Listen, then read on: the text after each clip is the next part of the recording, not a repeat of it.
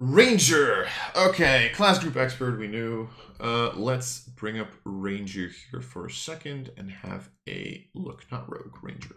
Alright, so Dexterity and Wisdom. Okay, so classes can have two primary abilities. Okay, that's good to know. So they didn't completely do away with that. We'll see in a second if there's anything else that I need to know here.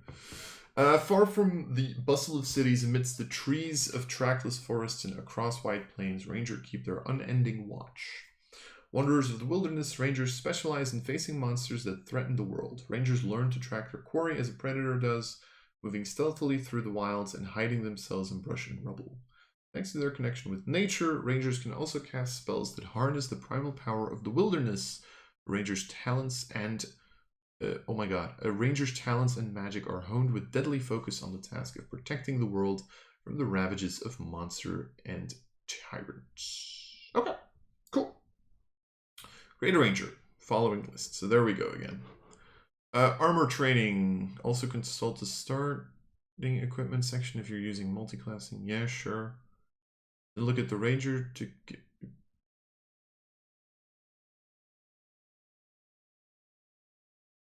Is it just me, or is there no...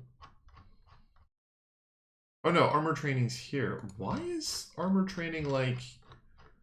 This seems like a typo for some weird reason, but anyway. Okay, so hit points, 1d10, still the same, 10 plus your con, sure. I think the saving throws are the same. My thingy would let me look. Let's have a look. Strength, dexterity. Yep, I figured. Okay, skills, athletics, stealth, and survival. So those are the preferences. Or choose 3 from, let's see, animal handling is the same, athletics is the same, insight is the same, investigation is the same, nature, perception, stealth, and survival. Yep, exactly the same list. And still 3, right? Yep. Okay. So nothing changed there. Then, did they fuck up equipment again? Weapons, simple, and martial, which is the same. Light, medium, and shields, exactly the same. Not sure if I'm a fan of that, but anyway. Equipment, scale mail or leather armor. Wait, what? Okay, to be fair, they're giving you like 100 in the first and 150, so pretty much this is like just suggested equipment and you're expected to like kind of choose your own equipment, right? Which to be fair, I'm okay with. I hate these fucking packs though. They're still in there. I hate those packs. There's so much, it's so annoying to look these up, which is annoying. All right, let's go through the list because I'm intrigued. Expertise is at 1, which I think is a Tasha's change anyway. And then favored enemy and spellcasting. Spellcasting moved to 1, which is kind of interesting.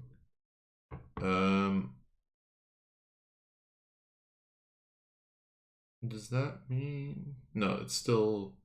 Other than the fact that you now have spellcasting at 1, I think the spell slots and prepared spells apparently stay the same, which is interesting. So that's kind of cool. So fighting style at 2, the spellcasting was moved. So natural explorer is gone. Okay, sure. Ranger subclass, which used to be Ranger archetype, primeval awareness is gone. Feat, extra attack of 5 is the same. Subclass featured 6. Oh shit, they added subclasses to 6. How? Okay, I'm sorry. How are subclasses from the original PHB still... How do they still work with this? Like for Bard, it's like, okay, you know... For Bard, I was debating it, but here it's just different. You get it... To be fair, you had like the Unearthed Arcana Ranger, which had a subclass ability at 5. The only reason for which was because they knew that like Beastmaster Ranger got like a beastie attack instead of a second attack for themselves. Like, okay, so they put a subclass thing at 6, which originally was a favored enemy and natural explorer improvement. Roving, because 7 used to be a subclass feature. 8 feet, 9 expertise, so they put expertise here where there used to be nothing. Subclass feature. Used to be at 11. Tireless, which I think that's a feature from Tasha's as well. 12 of Feet. Then 13 Nature's Veil. 13 didn't used to have anything. Subclass feature. Nope. Used to be 15. 15 Feral Senses. Feet. Foe Slayer at 18, which used to be the level 20 capstone ability. Feet, and then Epic Boon. Okay, so Feral Senses is also gone. So they did change a decent amount here. Because pretty much every single subclass thing dropped away. I just realized something. These are the exact same levels that Bard has. 3, 6, 10, 14. So they all now have subclasses at the same level. 3, 6, 10, 14. To be fair, I mean... No, because Rogue used to be 3, 7, 9... Either 3, 9, 11, 17, I think? Then how are current subclasses, they don't mix with this unless you like start putting the abilities one up, I guess. Like you make the level 7 from Ranger level 6, you make the level what are the others? Like level 11, 10, and you make the level oh yeah, okay. Like that it works technically, level 15 to 14. Okay, yeah, sure, then it works. You just move the abilities up one level. I guess. Sure. And then cantrips, Rangers didn't used to have cantrips. So Rangers also got cantrips. Interesting. Good to know. Alright. Alright. So they did change a decent amount here, which is interesting. Okay. Ability score minimum. As a multi-class character, you must have a score of at least 13 in the primary abilities Dexterity and Wisdom. Okay. Hold on. Didn't they used to also allow Strength on this? That is a good question. Ranger, Dexterity and Wisdom. Nope, still the same thing. I thought I knew more about D&D. Apparently, I do not. Okay, perfect. So happy with myself right now. Doesn't matter. To be fair, we knew Ranger. I mean, we all knew Ranger was going to be changed pretty heavily.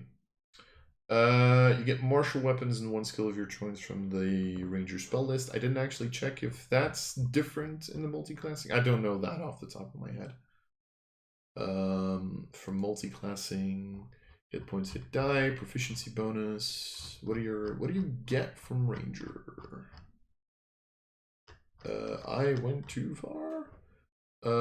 Yep, exactly the same. Oh wait, no, hold on.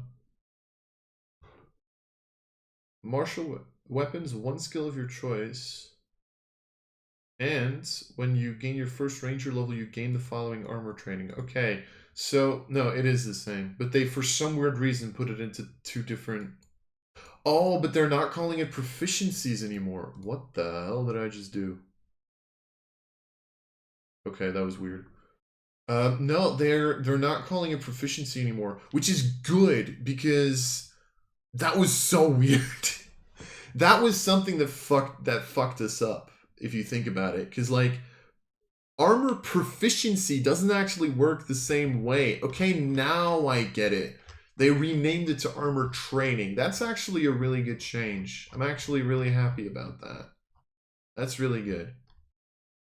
Spell slots at half your Ranger levels rounded up. This used to be rounded down. Pretty sure. Yep, this used to be rounded down.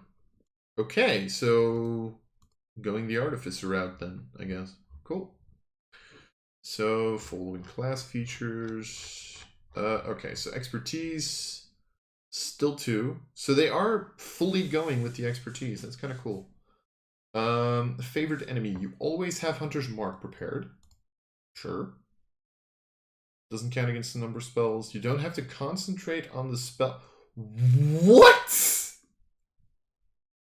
Excuse me? You don't have to concentrate on Hunter's Mark. I am a fan of this. Yes. This is such an iconic Ranger spell. Yes! I like this. I am such a fan. And you can't end it. And it does end if you're incapacitated, but you don't have to concentrate on it. More spells should have this, or more features should have this. Like, not having to concentrate on shit. Me and Sam have been saying this for so long. Technically, Sam has been saying this for so long, and I've nodded in agreement. Anyway, not important. Okay. So spell preparation. Is there anything different about this? So 2, level 0 to first level. So it's the same there. You can communicate with ranger, replace any spells you've changed. At higher levels, you can prepare more spells as shown on the ranger table. Prepared ranger spell sections for recommendations. Spell slots shows you how many spell slots. So this is pretty much the same, right? As it was for bard. So if you want to check that out, go to the bard section again. Use a druidic focus, and wisdom is your spellcasting. Okay. You also get a fighting style, archery defense, 2-weapon fighting. Oh, they got rid of protection. Wait, was protection here? Wait, which one's? Oh, wait, 2. No. Wait, which one's gone for ranger? Hold on. There's one that's gone, because there used to be 4 on all classes except for fighter, who had 6. Which one did they drop? Oh, dueling. Dueling's gone. Huh. Interesting. You can't play a one-handed ranger anymore. That's weird. Okay, they put hunter in. Makes sense. Yep, so you get a feat. 5th level, you get extra attack. This is pretty quick.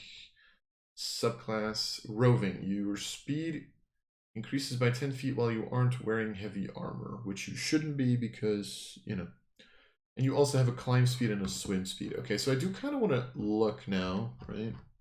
So what did Ranger used to have? So they lost Primeval Awareness, which I'm pretty sure they mostly did because DMs found it shit to deal with. I'm like almost certain. Play an entire campaign with someone who uses this a ton. You'll not thank me. 7 didn't used to have anything. No, 7 used to have a subclass feature, right? So they put roving there, which, I mean, it makes sense as like an explorer that you have like a climb speed and a swim speed, right? Like, yeah. Oh, what the fuck? I can do stuff here. I never knew that this was a thing. I'm not giving them a climb speed. That's the hill I'm going to die on. Rangers do not get a climb speed. Anyway, feats, expertise, and 2 skills, sure. 10 subclass features, sure. Tireless. Primal forces now help you fuel on your journeys, granting the following benefits. Temporary hit points. But if you finish a short or long rest, you can give yourself a number of temporary hit points equal to 1d8 plus your proficiency bonus. At 11th level, that's plus 4. So on average, you're looking at 8.5 temporary hit points, which isn't a lot. But, you know, it gives you a little bit of survivability. And you can decrease exhaustion as on a short rest. Okay. It's kind of, no, this makes sense. I've always thought they needed more stuff with exhausted, but this, I will say for like a level 11 ability, this kind of feels relatively weak, I want to say. I mean, let's not compare it to what Ranger originally had, but that's not true. Ranger could be good.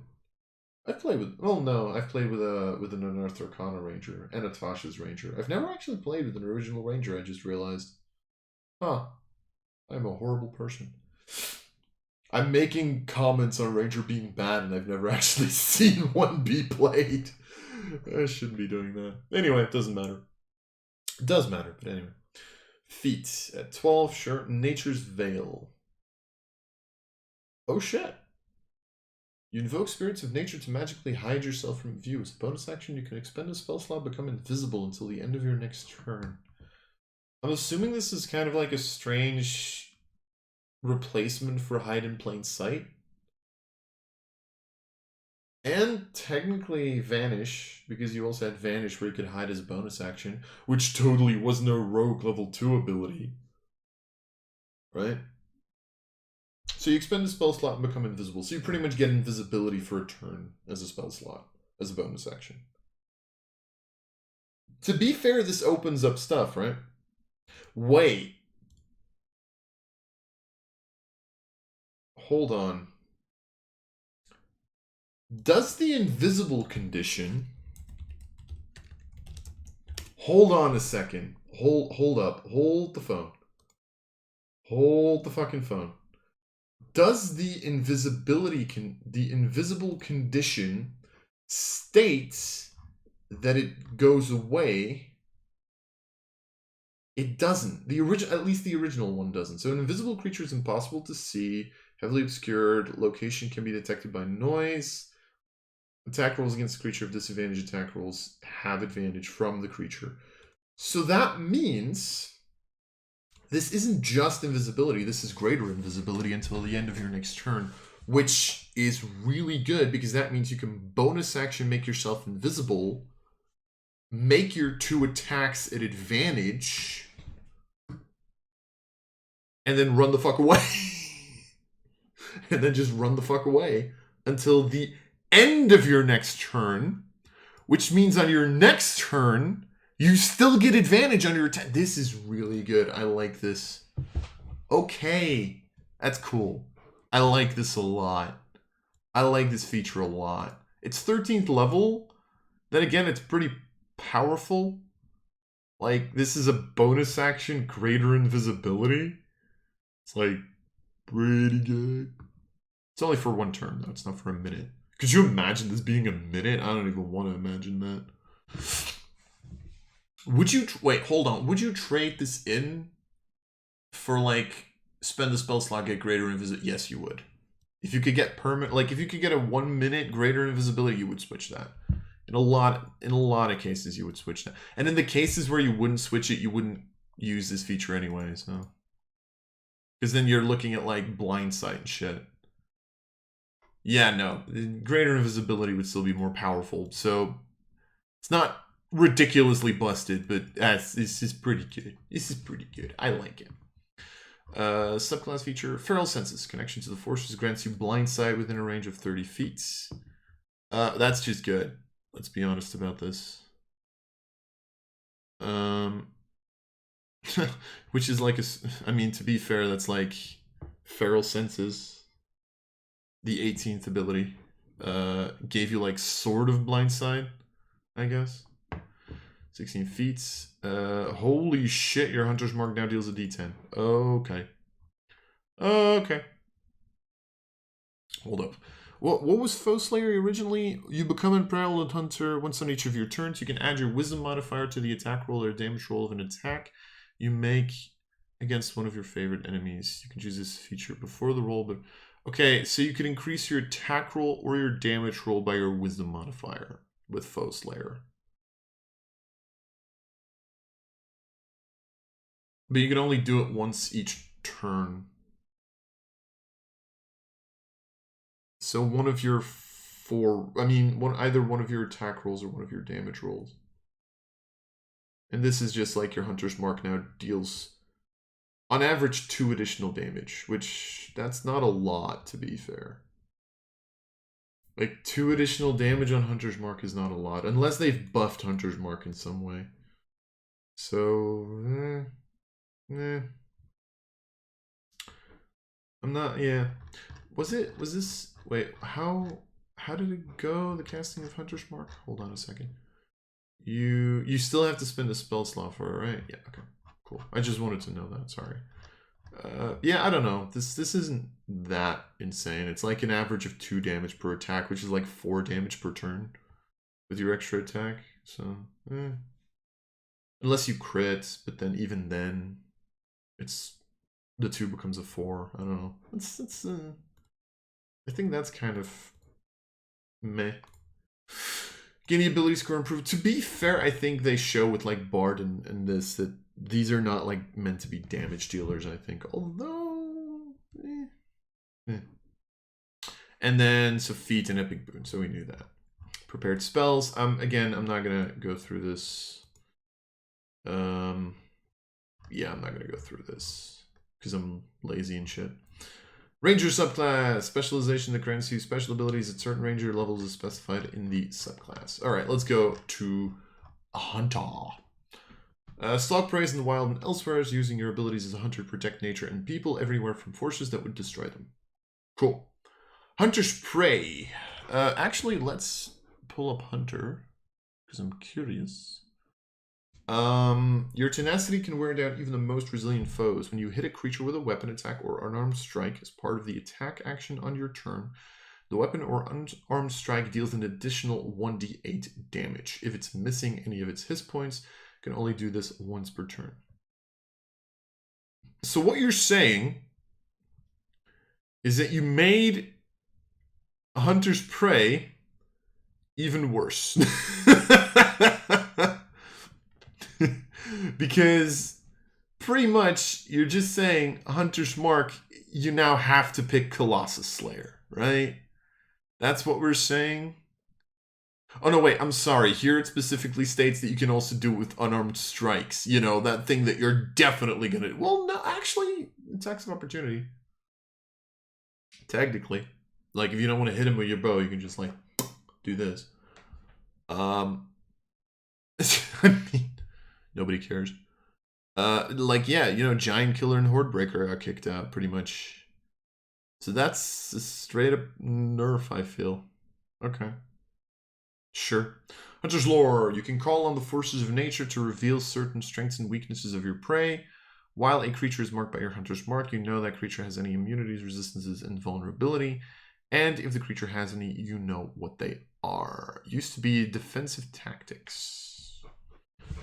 Opportunity attacks against your melee with disadvantage. Creature hits you with an attack, you get a +4.